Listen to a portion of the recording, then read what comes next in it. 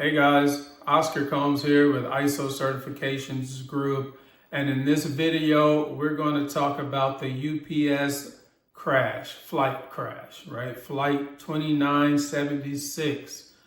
It crashed, but more importantly, we're going to talk about could ISO 9001 have saved those lives. 15 people lost their lives, guys. It's amazing. Keeps happening over and over again. It's becoming more frequent. But we need to really understand what's going on here. And Boeing evidently has some major quality issues. But in this incident, in this crash that happened on November the 4th, you guys saw it on the news. It turned out in the investigation that a critical engine mount, a part on the mount, for the engine mount, failed, causing the left engine to detach during takeoff. Can you imagine that? You're the pilot and your engine falls off your wing. Wow. Just imagine that. You're just going to deliver packages. You know, all those packages that we all order, Amazon and all these other retail stores and everything else, shipping your parts from point A to point B so that it gets to you. That's all these people were doing. They were working. And here, it turns out in the investigation, it's a part that Boeing knew about since 2011. 2011, guys. This plane crash happened in 2025. Do the math. More importantly, or unfortunately, shall I say, this same part had failed 4 times before on similar aircrafts, on this exact aircraft in other organizations, other operators. So they knew about this incident. See, this is what we're talking about when it comes to ISO 9001. ISO 9001 is not just paperwork. It is not just a quality management system. ISO 9001 requires clear risk-based thinking. How do we get down to nonconformities in our company? What's the root causes of those nonconformities?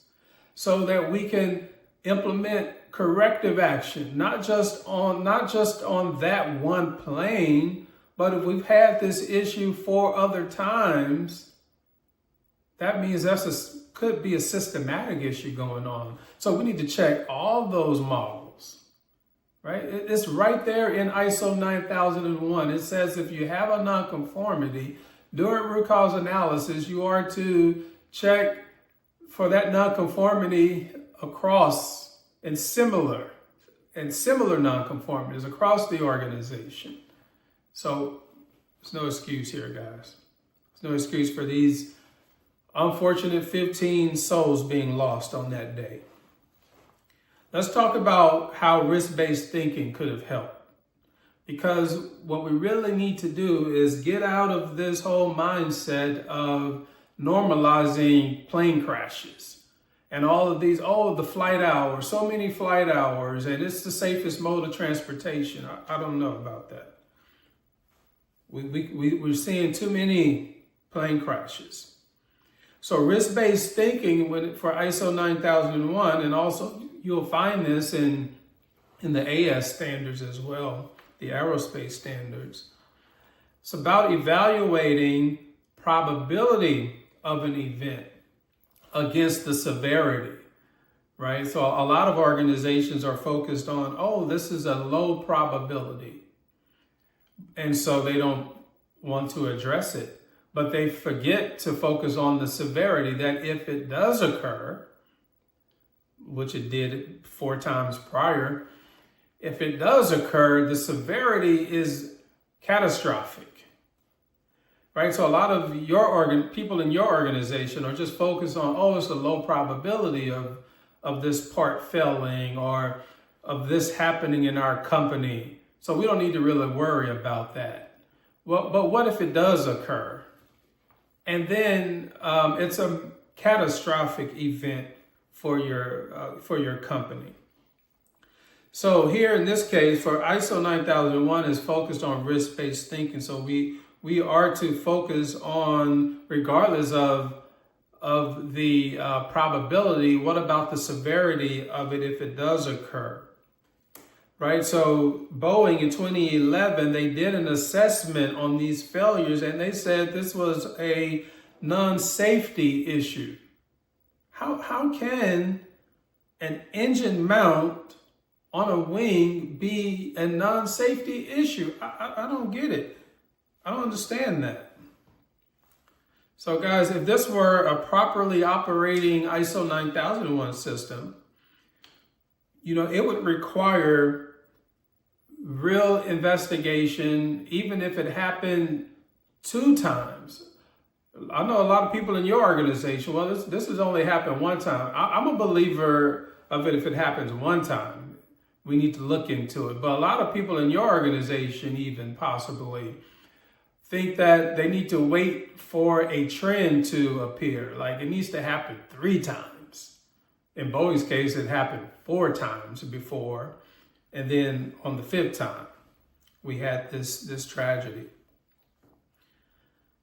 So in this case, as opposed to just solving or fixing or replacing a part on one plane, risk-based thinking says, okay, do we have this issue on other planes of the same model, same part, that we should now be looking into this? And as opposed to just sending out a alert, maybe we need to go back to engineering and really understand and do some studies and maybe re-engineer the part. Imagine that. We may need to change a part on all of these planes. Oh, but that would be too expensive. Too much time to re-engineer and change a part. But we got time to deal with the catastrophic event of 15 people dying. Come on, guys, we need to get our priorities straight.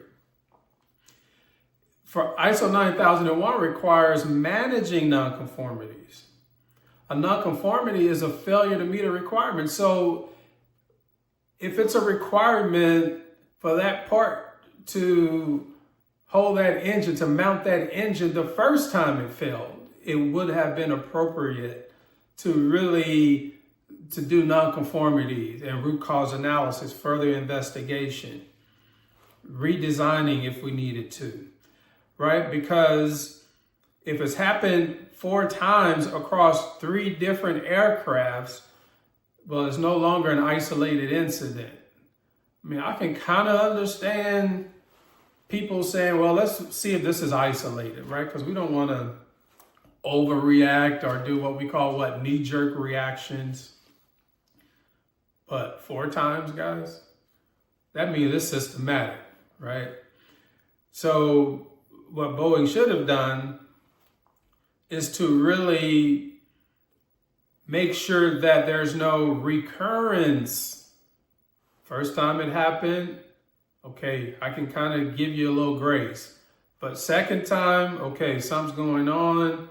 Now we need to kind of investigate, do root cause analysis, implement corrective action. And who cares if it needs to change out that mount on all of the planes? Yes, it would be expensive. Yes, it would cost a lot of time and downtime, but at least we're saving people's lives. Because the whole focus of ISO 9001 is that we don't want recurrence of nonconformities, right? So to me, recurrence means if it happens twice, it's recurred. We don't have to wait for the 3rd recurrence, 4th recurrence, and bam, the 5th recurrence. We had a catastrophic event. Now, also 9001 gets into root cause analysis. So beyond focusing on symptoms, see, a lot of organizations are just focusing on symptoms, guys. It's just solving the problem of the day. Whatever is coming up out of the sea, like the iceberg, whatever tip is raising its head today, That's what we're going to focus on.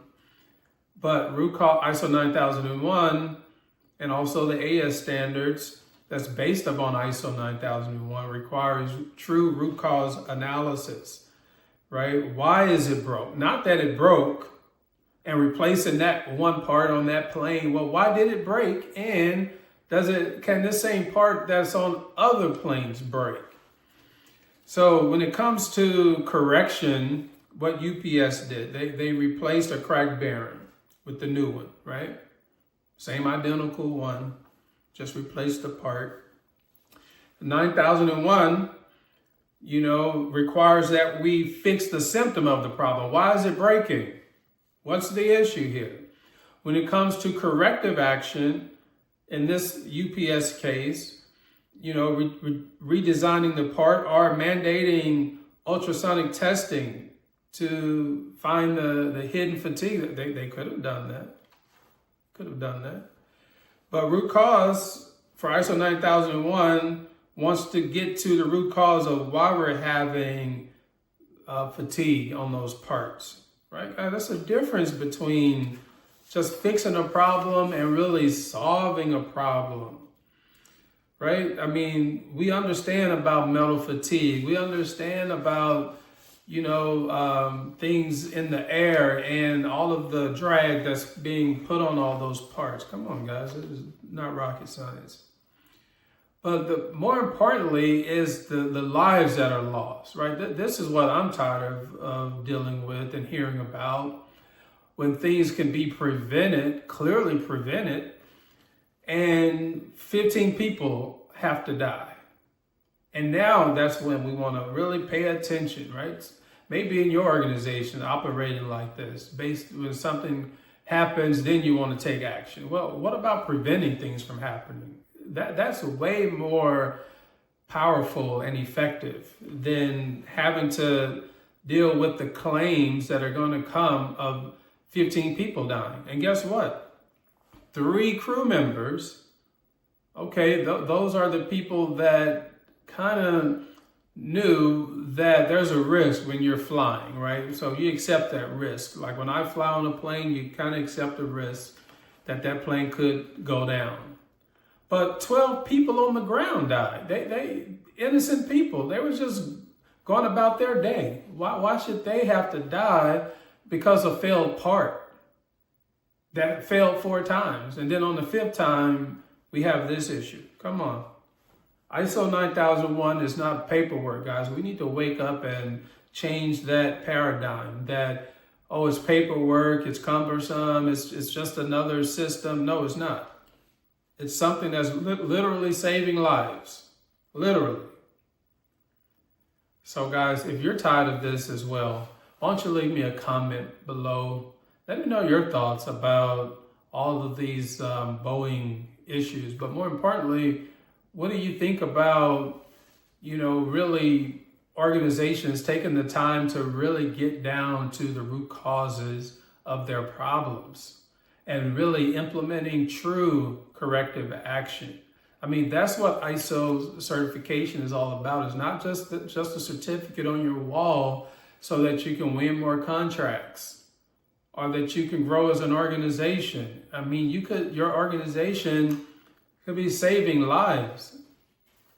That's what ISO 9001 is about, reducing the risk in your company, right? Come on, guys. We can all do this. I know we can.